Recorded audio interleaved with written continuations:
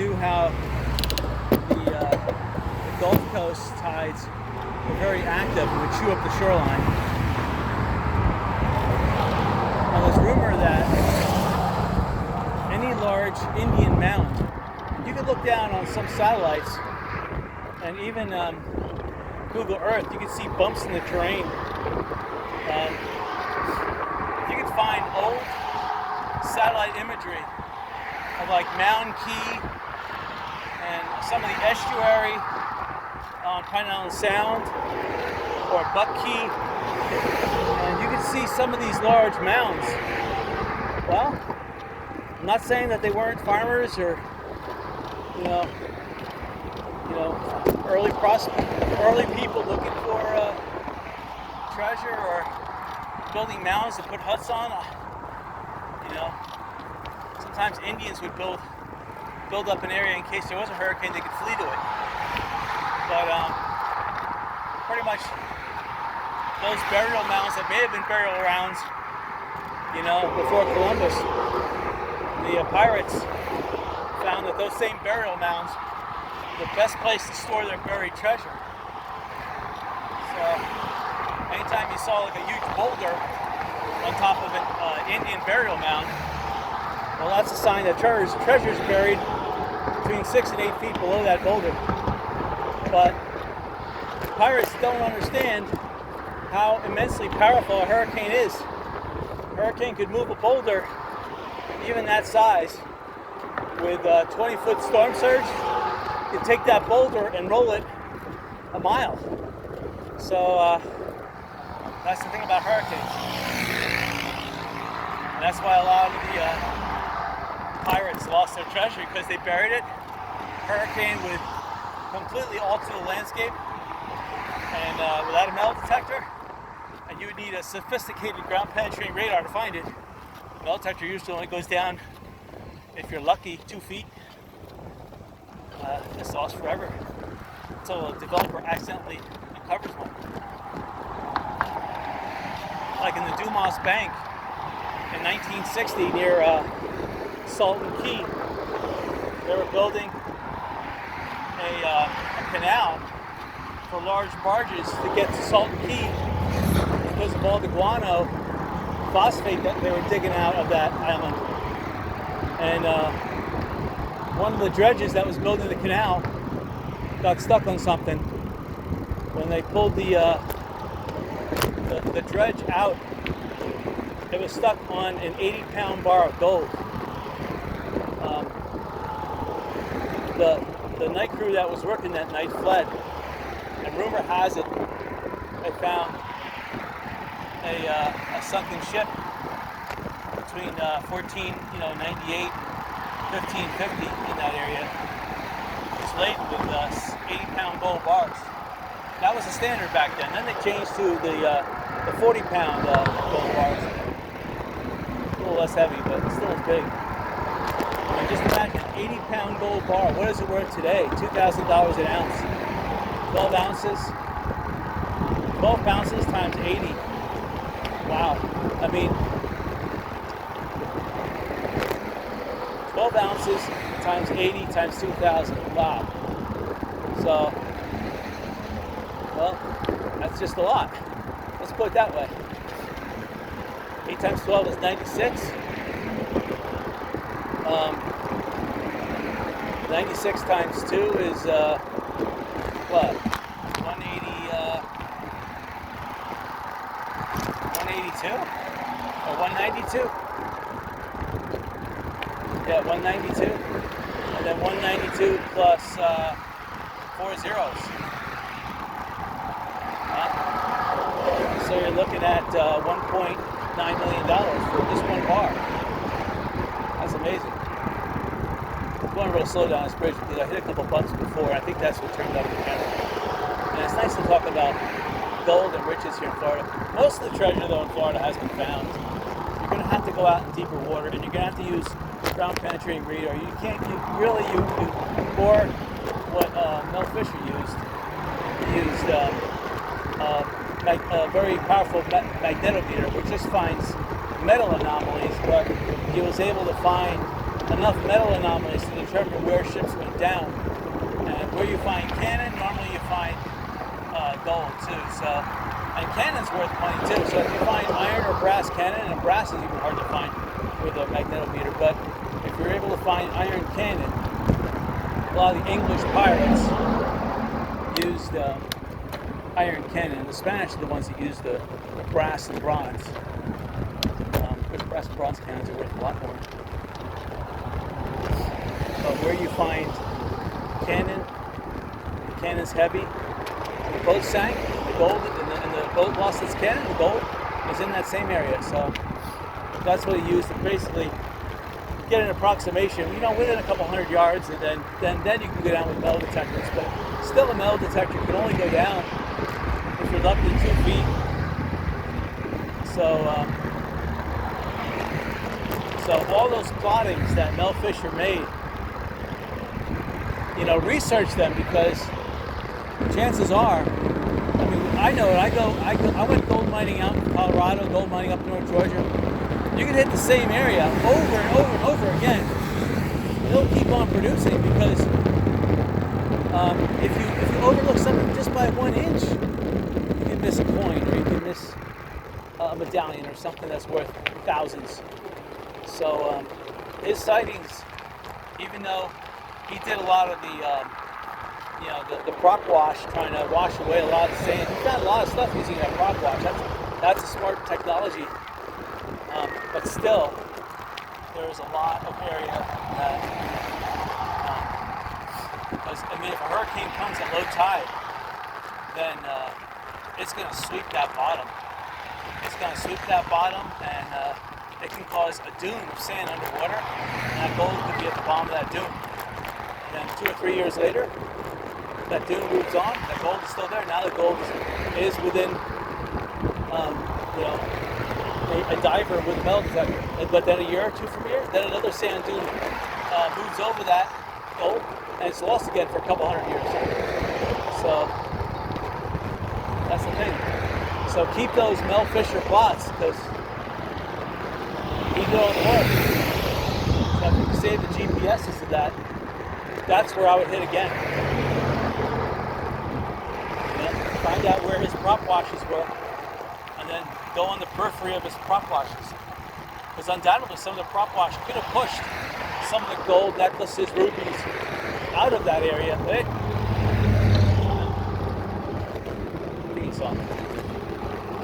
Yeah, so that's one thing to look at. Another thing, again, is look at satellite view and look at any bumps in the terrain.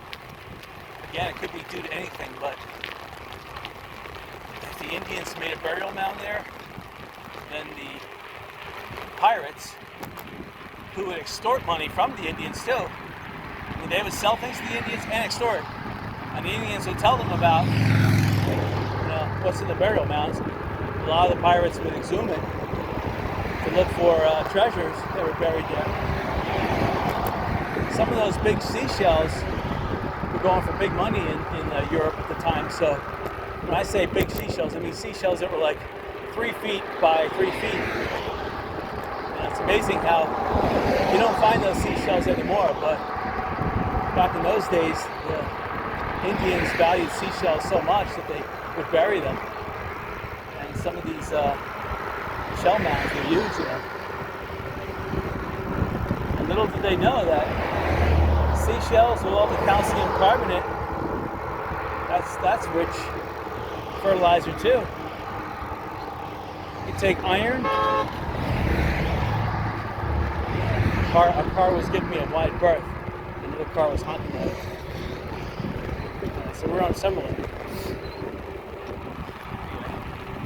I guess the convergence zone still must be ahead of me, because although the wind has died down significantly, so it must be somewhere right around the convergence zone.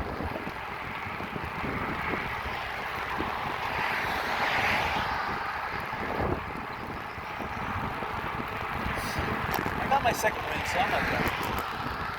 As long as I don't have a good headwind to plow into.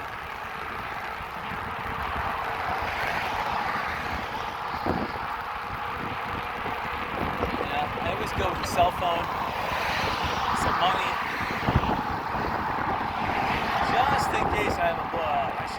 packing a spare tire and some tire changing tools and a little air pump. But that, you know what?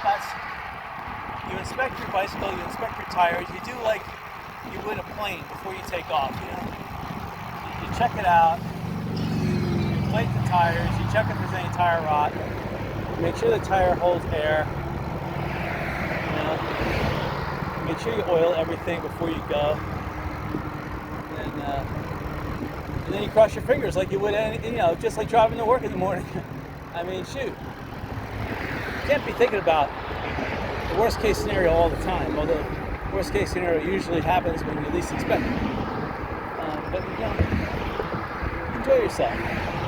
If you're worrying about the worst case scenario every single second, you're not going to enjoy yourself. So, and it's making it home in one piece, and that's one thing to be proud of. That you did a nice 40-mile bicycle excursion, you made it home, and you didn't have a problem. Nice.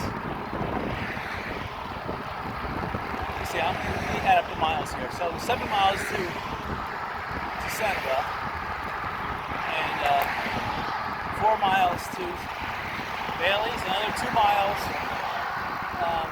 The store, to the beach, back out. Then the Casa Bell, that was a mile. There's about a mile to get to Middle Gulf Drive. Middle Gulf Drive is about 2 miles. So that was 4. East Gulf Drive, that was a mile. The Lighthouse, that was a mile. So I lost track of it. Alright. Start all over. 7 miles plus 4 is 11. 12, 13, 14, 15, 16, 17, 18, 19, 20, 21, and 7. So, okay, 28 miles, not 40 miles. 28 miles, not too bad. So I'm probably on mile number 26. I'm doing pretty good. I mean, I could go another 15, 20 miles if I really had to before my second wind took out. So I had a muffin before I came. So I don't know, I'm not recommending everyone have a muffin. That pretty much zaps your strength, but it was a cinnamon honey muffin. So it was pretty tasty. And I just had that bottle of lemonade, pink lemonade. Come up to the Sanibel factory stores now. Wow. Shell Point. This place has always been here. Since the early 70s, since I've been coming here. This place has always been here. Not that building over there though, but Shell Point itself. This building is relatively new, built within the last 15 years. It's nice.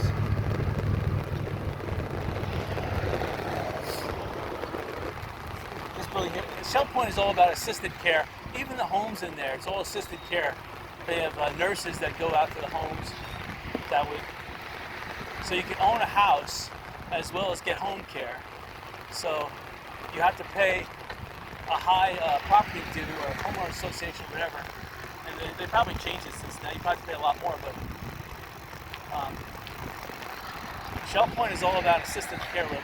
So they have all packages for all people. So if you have a small budget, they have small budget accommodations. If you have a big budget, they can put you in a penthouse. They can even give you almost a dedicated nurse or caregiver or whatever they call it. So it's worth it. But then again, you know what? If you have to live in a cooped up room, what's the difference living here than like in Greenville, South Carolina? I don't know.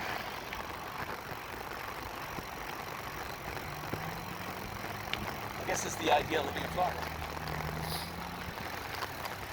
I would live on the beach. Just get a mobile home. Get an assisted living person to help you in your mobile home on the beach. Right, I'm going to make a bad maneuver here. Go out a little bit.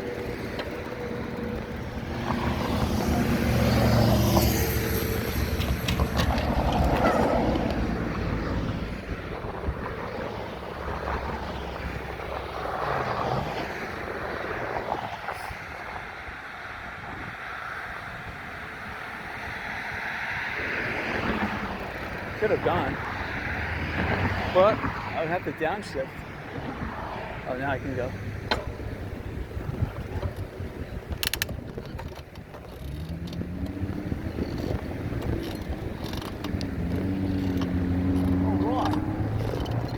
Alright, so we're going to less than 100 yards away now. A little over 100 yards. Definitely less than 150 yards from my car, for sure. Right. Very good. Nice little outing. Sad though that my camera was dead. I'm not sure how much video I took going over the Sanibel Causeway, but we'll see when I upload it tonight. That's it. Central Outlets entrance. This is my park. You got cheeseburger right here. So when I came here, it smelled like cheeseburgers.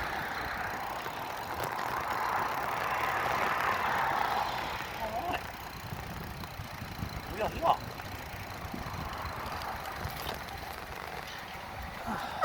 Done.